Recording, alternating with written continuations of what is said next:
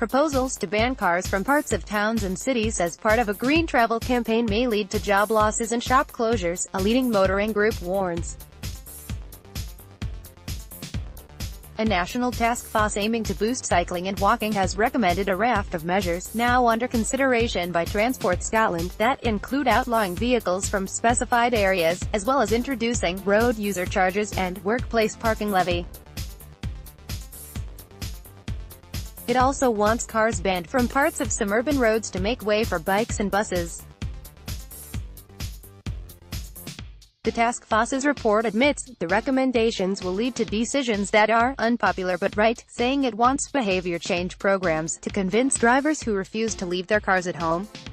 It comes just days after ministers announced plans to ban all but the latest diesel models from Edinburgh, Glasgow, Aberdeen and Dundee by 2020 as ultra-low emission zones are introduced. It is estimated this will see 3/4 of existing diesel vehicles prevented from entering key city centre streets. Transport Scotland are looking at the report from the task force, established by Transport Minister Humza Yousaf in 2016, which warns the "car is king" culture must be replaced in Scotland by efforts to put people first and make cars feel like guests. The proposals have sparked concern among motoring groups. Jack Cousins, head of roads policy for the AA, said, "Having clean air in our towns and cities is important to everyone, including 8 out of 10 drivers, but politicians need to be careful that their policies do not have a negative impact on the high street. More than 3/4 of freight is transported by road, so businesses will be anxious to see how any formal proposals impact on them.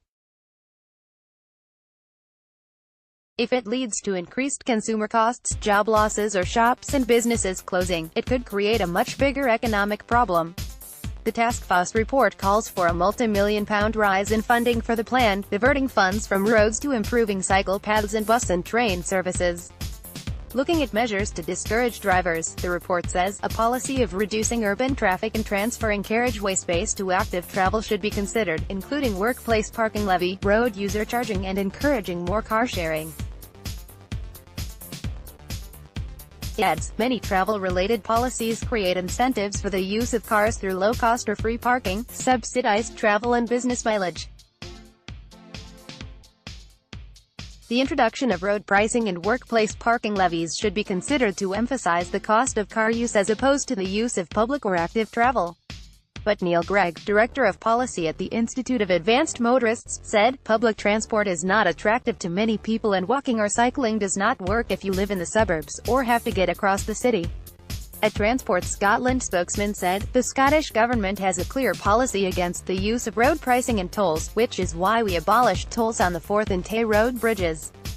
In the coming months, Transport Scotland will have wider discussions with internal and external stakeholders to decide which recommendations to take forward, with the aim of making it easier for all stakeholders to deliver new, innovative and popular infrastructure which supports and encourages walking and cycling. But Neil Gregg, Director of Policy at the Institute of Advanced Motorists, said, "Public transport is not attractive to many people and walking or cycling does not work if you live in the suburbs, or have to get across the city." And Scottish Conservatives transport spokesman Jamie Green said he was concerned about keeping the country moving.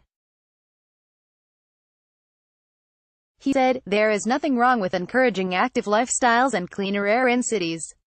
But Humza Yousaf needs to remember his primary job is to keep Scotland moving. Many of these proposals would do the precise